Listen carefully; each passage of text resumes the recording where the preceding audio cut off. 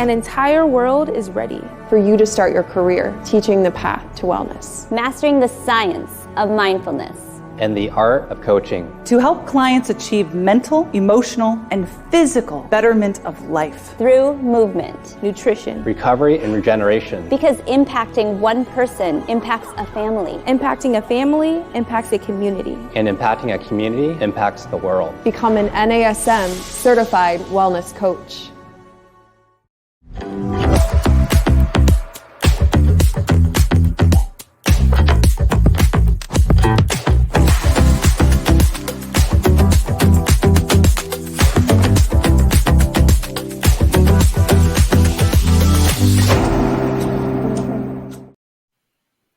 Hello, everyone, and welcome to this week's edition of the Master Instructor Roundtable. I'm Regional Master Instructor Marty Miller here with fellow Regional Master Instructor, Miss Wendy Batts. Wendy, how's everything going today? So good, Marty. How are you? Excited to be here as always. And, a topic that I think everybody can relate to on this one for this week for sure. Yes, especially when you look at the percentage, about 80 to 85% of the population at some point in time is going to have some low back issues. And so one thing that you're going to see throughout all of our content and our textbook is people with a low back arch. And so this is what today we're talking about. We're going to talk about what causes it, what muscles you can work on to help hopefully get someone out of discomfort and move better. And so I'm excited about this one. Absolutely. So I'll jump right in here and kind of, again, highlight the key bullet points of what this week's going to look like. So obviously, we need to talk about the compensation itself, what it looks like. I think pretty much everybody can identify that. Identify the dysfunction via the assessments, because I'm sure in our recap, we'll talk about the importance of assessments. As we both said, if you're not assessing, you're guessing. Then obviously we identified it. We know how to assess for it. What do we do? Well, that's what the specific programs are for. And then we'll talk about how to reassess.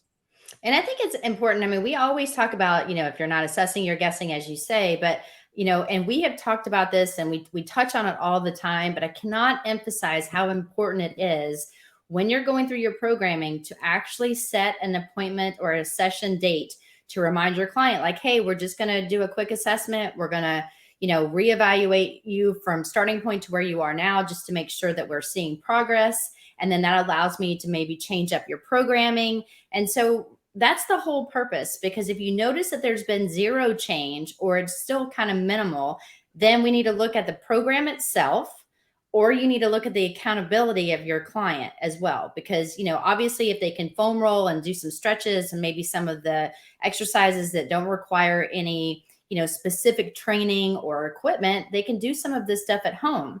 And if you notice that they start moving like incredibly well, and it hasn't even been 4 weeks, then their body has adapted quicker than that. But on average, it's about 4 to 6 weeks where you start to see the changes. And then you can go ahead and progress them up the model. And I think that's really, really important to schedule in the reassessment. Let them know from day one that you're going to do periodic reassessments, even though every single session should be an assessment, how they're walking in, how they're feeling, and all that stuff as well. No, I agree totally. And the other thing too, on the other side of that is maybe you put together the right programming and maybe they're doing some of it, but they haven't possibly changed what patterning in their everyday life that's creating that.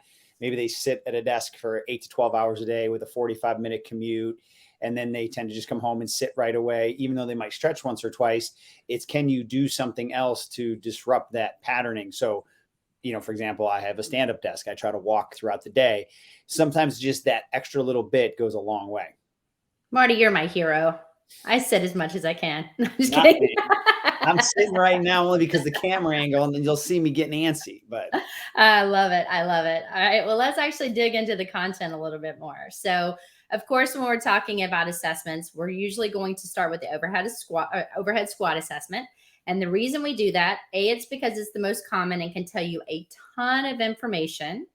And I can honestly say that most people will be able to do an overhead squat. And so there are some different, times where that's not the case. Maybe somebody was asked not to squat for some reason, or they're just coming out of surgery. But, that's why you want to look throughout your textbook and look for different types of assessments that you can do that is going to give you the information that you need. But, the overhead squat, again, just making sure when you're looking at this, we're really assessing dynamic posture, their core stability, neuromuscular control. And just as a definition, neuromuscular control, we're looking for, can they move with the right muscles at the right time in the right plane of motion? So really neuromuscular efficiency. And this is appropriate for all levels. Again, even if someone's sedentary, in the book, we're saying if they can do about 5 to 10, squats, usually it's 5 per view, then you're going to get the information that you need. But if someone is really struggling to do a squat, then maybe just have them do a few. Just get the information that you need and then say, okay, that's great. And now I'm going to have you turn to the side. Or you can do what Marty and I both do. We actually walk around the client, look at them from a lateral view and then a posterior view. So therefore, they just continue the squat if they can. We get the information and then we call it a day. But no matter what, just remind the client, this is exactly what I want you to do. I want you to remove your shoes and then demo it. Because remember, people learn all different ways. And so you can tell someone to squat, but they may not know how to squat. So it's important to do the show, tell, do, and put them in the correct starting position. So feet pointed straight ahead, the foot and ankle complex is in a neutral position. So the second and third toes should be in line with the knees, neutral hips, arms without bent elbows raised above their head if possible, and it's pain-free. And then at that point, that's when you would begin the assessment. And it's so important to start there because if they go ahead and they start with their feet out or they have a huge arch in their back because that's just how they stand, but it may not be true to how they move when it's something structured, you have no idea when they start to deviate or if they start to deviate. So setting up is key in order to get the best results. You went through it perfectly. Couldn't have said it better myself. So for those of you that are just joining, Wendy Batts and I are talking about low back arch and the common compensations that you're going to see and the impairments. And we're going to do a little program design. We'll talk about that as well. So thanks for joining. And the key thing, as we've always talked about, is you have to start with your assessments. So Wendy just went through the rules, the overhead squat assessment. And the key thing, Wendy, I know the one thing that really gets you is when they don't take their shoes off. Oh my goodness. And guys, the reason you need to take off your shoes is because you want to see what's happening at the foot and ankle complex. And there are so many cute pairs of shoes out there that give you a little bit of a heel, which then will put you in a plantar flex position, which gives you a little bit extra.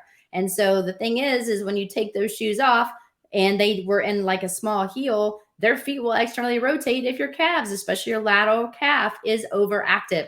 Plus, if they have weak arches, some of those tennis shoes have arch support. So we want to see what's truly happening to get the best results to design the best program. So yes, please take off your shoes. Yeah, if you want to see smoke come out of Wendy's ears, do an assessment in front of her and keep the shoes on. Yes. And be careful to take one of my true classes at the university because I'll get you for that. That goes for me too, but I just like to get her wound up a little bit. So, as we talk about the overhead squat, obviously we know there's more assessments, and we are in other Master Instructor Roundtables, we've really taken a deep dive into those. So again, we're going to kind of highlight the bigger things here today. So Wendy went through the overhead squat assessment, but you'll see here on our next slide that you can also look at our corrective exercise specialist flow. So start with the overhead squat. Just like Wendy said, obviously there's also the client intake. We're kind of skipping past that. Wendy did mention that you'll watch people walk in and you can just check things out from a static posture. But then we can get into more advanced assessments like a single leg squat or a split squat assessment. This is some of the newer content that we've added in the corrective exercise with the split squat. Then you've got dynamic assessments or loaded assessments if you want. Then one of both Wendy and my favorites is the mobility assessments. So if you see somebody that falls into a certain patterning, you may not know, is it primarily because of overactive muscles? Is it primarily because of underactive muscles, or a little bit of both? So this is where in the newer corrective exercise specialists, they added in mobility assessments. Wendy and I both have been trained with goniometers, so we can take it as Wendy will say the human protractor and look at very specific degrees, one side versus the other side of the body. But from an ease of use standpoint, a mobility assessment, you're just having somebody move into a position. And if they pass it, then it could be a strengthening issue. If they fail it, it could be more of a tightness and overactivity in the muscles that are causing that motion. And then from there, you can go right into your corrective exercise, and then you'll know more specifically what to inhibit, what to lengthen, what to activate, and what to integrate. Yeah, I mean, I know we're going to break it up and kind of go through all of them. And so I guess we can do that now. I mean, again, we did talk a little bit about the overhead squat. But if we look at the next slide, you're also going to see, even on the one that we just went over, that doing a modified overhead squat, sometimes people take this for granted and they're like, really, do you get that much information? And the answer to me is yes, I do it all the time. And, you're using, about a 1.5 to 2 inch, kind of 2x4, if you will, or something that's just elevating your heels. And so your feet stay flat, you elevate your heels, and then you put your client into the same overhead squat positioning with the hands raised above their head in a neutral position and the 5 kinetic chain checkpoints. And then you have them squat. And if you noticed in the overhead squat without the lift, that their feet went out, the knees went in, and they had a low back arch, which is what we're really talking about, and their arms also fell forward, then doing the modified will also give you a little more information. So if you put your heels on top and you notice that the feet start to, go straighter, their knees stay in line, and, that maybe it cleans up a little bit at the hips, then, or maybe it doesn't, then that the primary issue is at the foot and ankle complex. If you notice that that yes, the lower body was fine, but the hip complex and the arm still fell forward, then that, okay, you know what? It is the foot and ankle, but we still have issues at the hip as well. But then if I go ahead and take the client off of, or put the hands on their hips and then do the same thing, and I, don't even have them use the 2x4, but put them flat on the ground, and I notice that the low back arch goes away, or it's not as visible, if you will, then it's really more of the lats. And so you kind of are starting to put the puzzle together. And again, we're not even talking about mobility first. This is just with dynamic movement patterns or movement itself. So keep that in mind, that, if you don't know how to do the mobility assessments, that's fine. It's just obviously the more education you get and the more that you can kind of, continue to be the detective to find out, again, is it overactivity, underactivity, or a little bit of both? Then it's just going to be more of a specialized and specific program versus, okay, I saw this, I didn't see this, the solutions table is telling me to do that. That's better than nothing, but it may still be a little bit more general unless you do the mobility assessments as well. Yeah, and Wendy and I will both always give people advice when they go through their CPT, what's next. We're always huge fans of the corrective exercise specialist as one of the next, because everybody's going to have some slight levels of movement dysfunction and or significant, and really being able to take your skill set to another level and identify the root cause of it and be able to have, fun, engaging, targeted warm-ups, because everyone's going to need it. It's not like a rehab type of program, but it's just very specific in the targeting of how you're trying to change that person's movement patterning. So we both will always say CES. And then from there, there's obviously a lot of other courses, but this is really taking that anatomy and assessment process to the next level. Absolutely. Huge fan.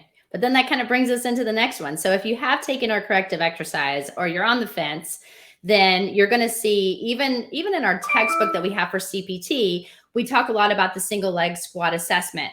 But in the new CES, we also say, hey, some people can't do the single leg squat because they don't have the balance, or they feel really uncomfortable, or maybe you feel uncomfortable because you're not sure, can they do a single leg squat safely? Then you can have them go into a split squat, which is basically just doing a sagittal lunge and then having them go and do up and down movements. And you're really focusing on the front leg. But when you set someone up in the single leg squat, again, think about the 5 kinetic chain checkpoints. Make sure that, at this point, we're not really doing, I say just look at them from an anterior view and a lateral view, because you can still learn a lot. Because often somebody's foot may stay straight, that maybe it went out on the overhead squat, but their knee is really caving in. You're going to also see maybe some rounding of the low back. And then also you might also see their torso kind of shift into the leg to kind of help with the balance situation. And all of that information is very, very good for you. And if it's completely different than what you saw on 2 legs and in the overhead squat, you're going to look at the single leg squat assessment results in the lower body, and you're going to use that because it's going to be a little more specific than when they were on 2 legs. Yeah, we've always said for anyone that can do a single leg squat, if you only could do one assessment, it would be the single leg squat, because that's how we move through real life, walking, running, jumping. anything that we're trying to do to move. So it's real of uber importance to be able to assess this. So, even if it's, someone's holding on to something slightly or whatever the case may be, but, it's really key to see what happens on that single leg. And it's kind of shocking how many different movement patterns, like what they do with their torso and, their stance leg versus their non-stance leg to try to accommodate that movement. But then if they can't do that, a lot of times, Wendy, we see people like still program single leg squats or lunges and, dynamic exercises, but they can't even control themselves on a single leg. So this is a great test to see at what level your client is before you start getting into some more dynamic type of single leg exercises. Yeah. And it's also important to note too, because I'm seeing this more and more when people are doing the single leg squat. The floating leg, guys, needs to stay beside the test leg, like meaning that you want it to hover around the ankle of the foot that's planted on the ground. Because if that foot shifts forward, then they go into more of a pistol squat, and they will have to round their back for balance. And then, so try to make sure that you keep your hips as level as you can, or you teach them how to keep their hips level to start. Keep that foot right beside. Plus, on a safety standpoint, if they need to tap down, that foot that's floating is right there. And as you said, Marty, on a programming side, if they can't do this assessment, then it's going to be even more important for them to have more balanced type work, especially in phase 1, which is on unstable surfaces. This is going to only help them for their activities of daily living, because as you mentioned, we spend more time on one foot than the other. So, absolutely. And if you guys are just joining Marty Miller and I on the Master Instructor Roundtable this week, we're really talking a lot about the low back arch. We've gone into some tangents on the importance of the assessments and proper setup, because again, if we have the proper setup and we get the right information, when we go and look at the solutions table, it's only going to help us when we actually start to design the programs. So far we've talked about the importance of the overhead squat, the modified squat with either heels elevated or hands on the hips. We talked about the single leg and split squat assessment. So Marty, why don't you take us into a little bit of the mobility? Absolutely. It would be my pleasure. So as we go forward here, these are some of the key things that we added into the newer version of CES. And the reason was, again, we're always trying to refresh content. We're always trying to take great assessments when we're looking at this part of the content and make it simpler to perform and simpler to understand the results. So if you know how to do the goniometer, absolutely do the goniometer. But if that is something you have not been trained on, you can look at this as a pass fail. And as Wendy would say, a big fat fail if you don't pass. If you've been watching us, you know exactly what I mean when I say that. Big fat fail. Exactly. So when you look at the one on the left, so the top and bottom left side, she is going through knee extension, which is going to test the mobility of the short head of the bicep femoris. Hamstring complex, but truly a lot of the short head bicep femoris. And this is a muscle that will cause the feet to turn out and some other movement compensations. So you'll see that she starts just by tucking her leg into 90 degrees, the 90-90 position. And all she's going to do is extend her leg until she feels the first point of resistance, or in a lot of people where they just feel like they have to stop, or there'll be a compensation. And we teach all that. So don't worry about all that right now. But some people will try to compensate and cheat through to get more range, which you'll see that her leg is not fully extended. So that would be the big fat fail.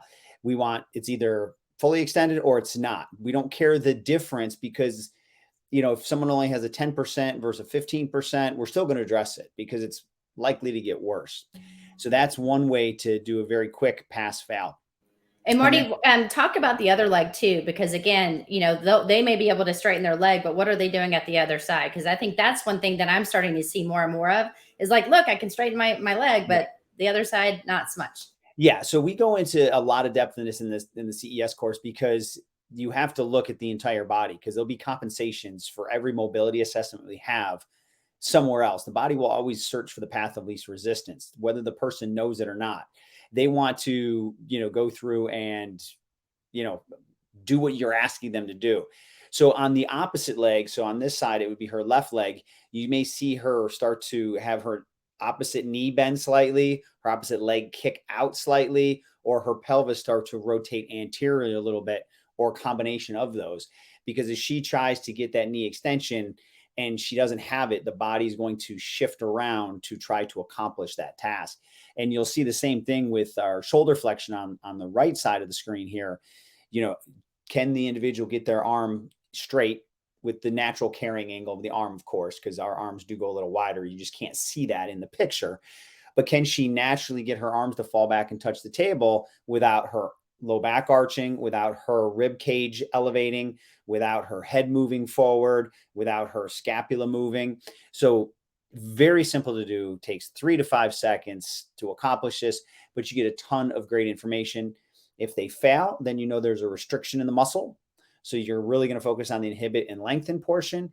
If they pass, but you still saw the corresponding movement compensation in the overhead squat, then it could be the activation and integration that you need to spend more time on. Well done. And I think, again, when you see what we call kind of like the breadcrumbs, these are the mobility assessments that we strongly suggest if you saw a low back arch that you should do if you feel comfortable doing the movement assessments. Because as Marty just mentioned, I mean, it's going to say specifically, you need to spend more time rolling and strengthen or lengthening. Or you know what, because the range of motion was actually pretty good in shoulder flexion, maybe it's not a lat thing, maybe it's a weakness. And so therefore, you're going to know on a programming side that, there's other areas to focus on. And so when we start looking at the over and under active muscles, to keep the mobility pass fail in mind, because you're going to take those muscles and either really focus on the strengthening or really focus on the lengthening part. Right. And then again, some people will need both, which is fine. Doesn't make them bad. Never hurts to do both.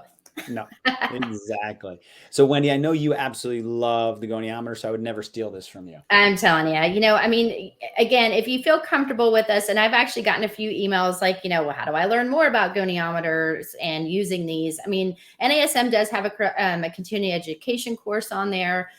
We have done some videos that you can find, and there's some great blogs of people that are talking a little bit about goniometer measurements. So if you want to become, or really want to hone in on those skills, I would tell you to start there, because a lot of this information was in our older textbook. And that's why Marty and I are really comfortable with it. We've been using a goniometer since probably the early 2000s, if not before, in school. I know, right? So it was trying to make us not feel quite so old, Marty. That I was only talking about me. You did not have to jump in. But you could have easily said, Marty, you're older, but Yeah, because I mean, you want to think of what's ideal. So when we're talking about like hip internal and external rotation, you want to be about 45 degrees. You see right here, someone going into hip abduction, and you're putting, one arm on the ASIS bones, and then you're tracking it to see, without compensation of the non-moving leg, can they get to approximately 45 degrees there? The middle picture, again, it's shoulder flexion. So as Marty said in the mobility assessments, if you can move into perfect arm overhead without compensation, meaning bend of the elbow or low back arch, then you're looking for, like, if the scapula doesn't move, about 160 degrees. If you do have a little bit of movement, 180 degrees. But it's mainly, like I said, that shoulder flexion is 2 seconds to do just visually. And it's going to let you know without having to make sure your goni is in a perfect position. If you're not really quick with it, clients don't want to be there all day while you're trying to figure out what number you're reading. So that's why I love, love, love the new mobility. And then, of course, the Thomas test here, this is one of the exercises that I use with my clients when I'm doing more assisted stretching, because I love this stretch to really focus in on the quads and the hip flexors. But, ideally, when you're looking at hip extension, can someone, do they have approximately 0 to negative 10 degrees of hip extension? And, again, this is allowing me to get very accurate reads. But if someone didn't have a goni and you put them in the mobility assessment, you set them up just like this. And if their knee is not at a perfect 90-degree angle, like you can see this, then it's probably overactivity in the hamstrings. In the quads. And then, call me out, Marty, in the quads. And then I was going to give you a second. And if the hips don't really move into anything, or you can't even get it level to the actual table, then that there's a significant overactivity in the hip flexor. So I love this as a stretch. I love this as an assessment. I love this when you're using a goni, because it tells you or goniometer, but I call it a goni because, I got slang now. But it just totally lets you get so much good information from this alone. But it's also important to note, when you're doing this, the top of the tailbone should be what's supported on the table, and the rest should be able to hang off. because I noticed in some of our pictures or maybe in some of the videos, it looks like there's that hamstrings protected a little bit more. Just be sure to scoot your client a little more forward and you're going to get a very accurate read. And the one thing I would say, and I can speak for you on this, Wendy, people come to us for corrective exercise. That doesn't mean we don't do some other forms of personal training and the high intensity stuff. But, we've been known in our practices to do just corrective with some cases or a lot of our clients. So the one thing I could say, though, the advantage of the goniometer is what I call test retest. I can assess somebody, I can measure, I can have a very targeted corrective exercise program, remeasure. They may not pass yet, but I might have picked up 20% of range of motion. And now that tells me I'm on the right track. And it also tells the client, yeah, I can start to feel it move. And you can say, yeah, you just improved by 20%. We still have 10% to go, or whatever the case may be. So just depending on how you implement things into your practice, I love having both, because again, if I need it quick and easy, I've got the mobility. If I need it to really get specific, I can use the goniometer. And it's a great way to sell your sessions, because if you do like if you're looking at something before, you go through inhibit, so foam rolling, stretching, you do some activation work, and then you do your actual phase 1 or whatever workout if there were compensations, and then you remeasure them and they got better just in that one session alone. It just shows that you are on the right track. And then they also are bought in immediately, because in one session you can make a significant difference. Absolutely. Test and retest. All right. So again, with all of these assessments, well, those of you guys that are joining Marty Miller and I on the Master Instructor Roundtable, we're talking about compensations of the low back arch. And we are going to show you basically a program that Marty and I put together for someone that does have this very, very common compensation, but really, really important. If you're really new to anatomy, you're not really sure about origin and insertion, you don't have to know that. Just look in your textbook, pull out the solutions table, and under low back arch, it will say overactive muscles, which in this case would be your hip flexor complex, the erector spinae, and of course the lats. So the good news is all the answers are there. So that way, if you really use the solutions table and everything NASM gives you, you will get better in your programming and design, because they're giving you the answers. And then from there, as we've done in other Master Instructor Roundtables, we'll give you different versions. We'll give you different ways to attack the same thing for each phase of training, whether it's different types of stretches, different type of activation techniques. But you have to start with the right movement patterns that need to be either inhibited, lengthened, activated, and integrated, or what you're doing at that point is you're just exercising someone and maybe feeding into and making their compensation even stronger. So that is key. So we'll move on here to the next slide, now that Wendy's done a great job of talking about what's overactive. So that's what's causing the common compensations that we're seeing. So we're talking again here about the low back arch, but on the flip side, what's allowing it? So here again, the solution table will answer that for you. So in the low back arch, the underactive muscles, or the muscles that need to be kind of, excited a little bit and start learning how to do their job, would be the intrinsic core stabilizers. So anytime you have any faulty movement of the spine, you know that the deep intrinsic core stabilizers are not doing their job. And when I was talking to my clients, I'd always say, these are the muscles that you don't know the names of. Like, people might know their obliques and they might know their rectus abdominis, but when we talk about the transverse abdominis, the deep lumbar multifidus, they don't know those names. So these are the muscles that we know. Wait, you mean people don't know the multifidus? I mean, come on. I've yet to have someone come and say, Marty, can you show me a multifidus exercise? It could happen. It could, but it has not happened yet. That would be me. Yes, that would be you. But you have not been my client yet, But then also with the anterior tilt, that hip flexor complex is pulling us forward. The hamstrings are allowing it. If they can be activated, they can counteract. You don't want them to be overactive, just like you don't want the hip flexors. There's that symmetry that you're looking for between the anterior and posterior part of the body. So hip flexors are overactive. That in turn makes the hamstring complex lengthened and weakened. So they need to be strengthened, not stretched. We've talked about that before. And then just like everything, Wendy and I are still waiting for, it's like Bigfoot. We have not seen it ever, an overactive glute max. It's always going to be underactive. Always is a strong word, Marty. I've been doing this since the early 2000s, as you said, and I said yet. I didn't say there's that one person out there. I don't know where they are. I'm waiting for, but you know what? We'll take a little side note. I've had this conversation with people. People, now that everyone's doing booty workouts, they confuse muscular development with overactivity. I'm like, no, they could be incredibly strong, but in proportion to their hip flexors, there still may be a ratio of their hip flexors are overactive. So I've seen people that have really done targeted glute training for cosmetics, and they still have an anterior tilt. So what they've done is they've kept the ratio of overactivity and they just moved it up the spectrum. So yeah, they've developed glute muscles, and it looks, you would assume, but in comparison, in a ratio to the anterior part of their body, they still have an anterior tilt. So I'll just throw that out there. Throw that out there before we get, well, what and about when that? we say an anterior tilt, guys, remember that's a low back arch. So that's, Right. you know, Marty and I use those kind of interchangeably because it is an anterior pelvic tilt, which will be a low back arch. So just for clarification, I wanted to make note of that.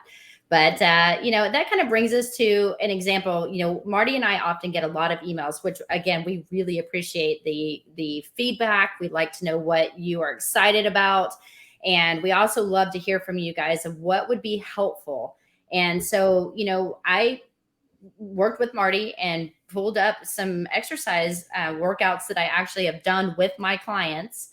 And I know Marty has done these same type of exercises that with a client that has a low back arch. And again, those of you guys joining Marty and I today on the Master Instructor Roundtable, this is what we're talking about, the low back arch. We're talking about proper assessments. You're going to talk about, you know, way to do some not only movement assessments, but mobility assessments. And now let's put it all together, because we just talked about the overactivity. We're talking about the underactivity. Just as an important note, remember, if you do the mobility and they showed compensation in the overhead squat, but they could do it without compensating, meaning they passed the mobility, then you know it's a weakness more so than the overactivity. If they failed the mobility, then you know it's because of a range of motion restriction that's usually more overactivity based. And so those results will kind of tell you which way to lean either way. So in the very beginning, again, we're just assuming that they had more big fat fails. Okay. And so we would focus on, and we're also trying to keep this within an hour. So how can we do this in an hour? I get that all the time. Following that, 4-2-1 tempo and, doing 2 sets of things at a 12 to 20 rep, there's no way it can be done. Well, I'm going to say, yes, it can. We see it all the time. I do it every day.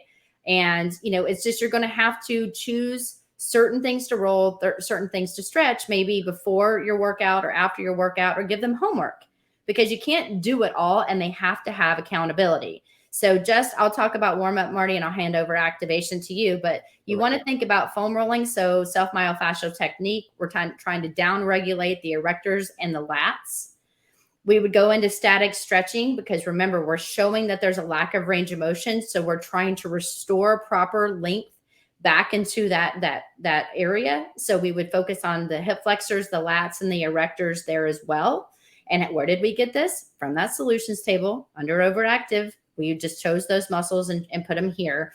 We're holding that 20 to 30 seconds. So we try to get better range.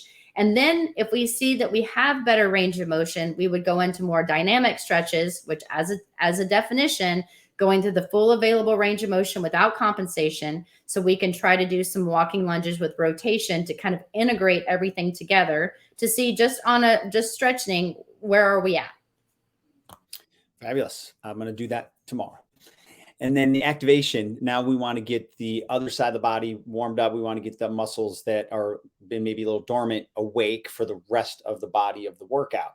So of course, if you see any of our programming, you're going to see bridges, some type. So floor bridge, as I activate my glutes with the neutral spine, as I come up into hip extension, that has to get the hip flexor complex to temporarily relax.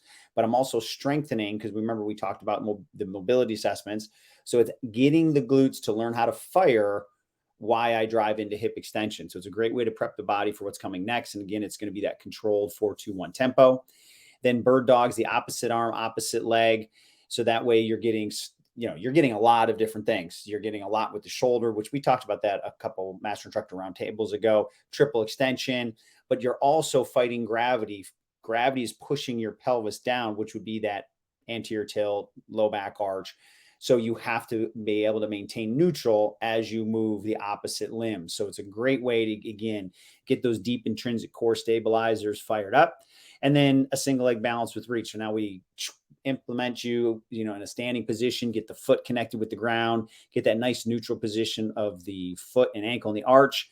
And then now we're starting to move the limb. There's a lot of different ways you can progress this. But once again, that's getting that core and glute to hold yourself in the neutral position while you're reaching with the leg that's in the air. So great way to get people ready to move for the rest of the workout.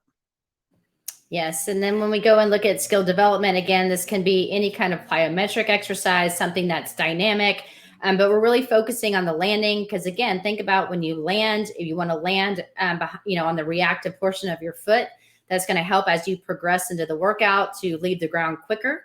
And then it's also going to make sure that when you're in the air, that you're again focusing on drawing in your, squeezing your core, working your core, squeezing your glutes in midair, going into triple extension, then going into triple flexion correctly, fixing anything on that 3 to 5 second hold, and then doing it over and over. So we're reprogramming our brain on really good movement patterns. Plus, this is a weight loss client. And if we know that they do not have any issues that we found out in the subjective or, information, there was nothing of high concern when we were doing the assessments that would say that they shouldn't be able to jump at this time, we can go ahead and start putting this in, because it's going to be something that we're going to be able to do from day one. Even, people are scared. You can do it on day one. If someone's already running and jumping and moving, just let's start working on those patterns quicker.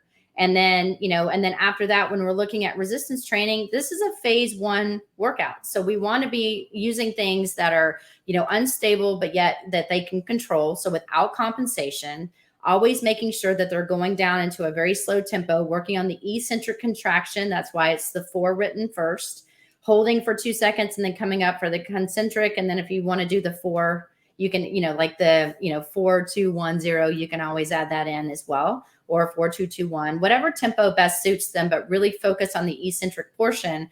And these are all going to be ones that are going to help your client with the arms falling forward. And so think about working the intrinsic core stabilizer still when they're on the ball, when they're doing the chest press, maybe adding the push, because oftentimes it's due to weak, shoulder stabilizers, and adding that push can work the serratus anterior, which is going to help. And then immediately going into a single leg squat to row. So again, think about opposite arm, opposite leg. We move that way, we walk that way. The cobras for mid to lower trap. And then the step up to balance, again, trying to get the quad and glute to work together in the step up, fully extending the spine, creating good alignment, and then slowly coming out of that to make sure everything's working together in harmony. And then heaven forbid, we don't throw in with the client lows, which is the gun show. So then a single leg bicep curl.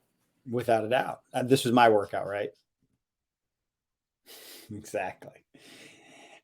And then Wendy might be muted. So yes, that was my workout. So with the cool down, we're still going to use the self-myofascial techniques. The muscles that were overactive at the beginning that we target, use the same technique in this phase to cool them down, hit the erectors, the lats, same points, hold tender areas for 30 seconds.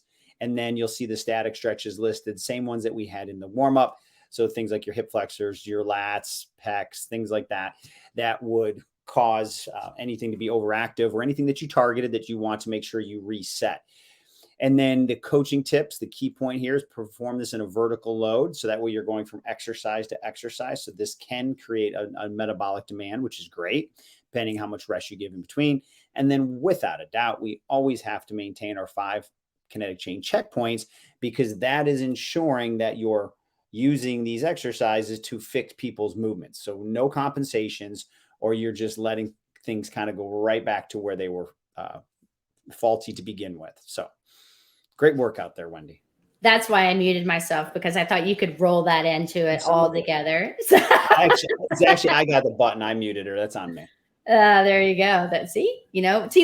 Teamwork. Exactly. Well, let's actually talk about like our key takeaways. So I think mainly, you really want to focus on that solutions table, because multiple muscles will make up and control what's happening at the lumbopelvic hip complex. Remember, if your hips are not in neutral, that if you have that any anterior rotation and your hips go forward, then that low back arch is going to occur. If the arms fall forward and you're trying to get them to bring their arms up and the lats are overactive, that can also enhance low back or create a low back arch. So we need to identify the compensations and try to then at that point determine through the assessments what's causing things, what's allowing things. And even if you see something on any of the mobility assessments or any of the overhead squat assessment, single leg squat or split squat, whatever it may be, you want to note it, even if it's minimal. And then at that point, you're going to kind of look at everything together when you've got it all out in front and decide, okay, you know what? The common denominator here is this, this, and this. And if I look at my solutions table, these muscles are identified in multiple compensations that I'm noticing here. And then when I looked at, if I did the mobility, then you know what? I noticed that this didn't happen. So let's look at the underactive muscles. Look at that solutions table because it will help you and tell you so many things. And then as Marty and I said in the very beginning, try to reassess your clients, put it down. When is that 4 to 6 weeks up? Because they may not start on June 1st.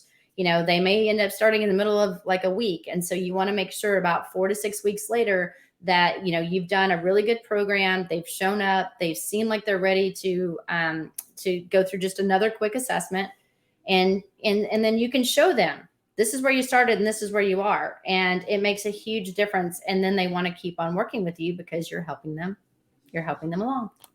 Without a doubt. And again, you'll make it fun, but just understand movement compensations, your programming and reassessments. Those are your key kind of principles that you're going to just make all your decisions based off of. Indeed. Well, Marty, this has been fun. And hopefully everyone that joined us today learned way more about the low back arch than they ever thought they would. But if you have any questions, you have any concerns, or there's a topic that you want Marty and I to cover, of course, you can reach out to me or Marty, but you can find me at wendy.batts@nasm.org or on Instagram at wendy.batts13. And my information will pop up here in a second. So my Instagram is dr.martymiller72, and then email is marty.miller@nasm.org. So Wendy, great topic again. Thanks for, as always, bringing the knowledge, and thanks for all of you that attended. And we look forward to seeing you next week on the Master Instructor Roundtable.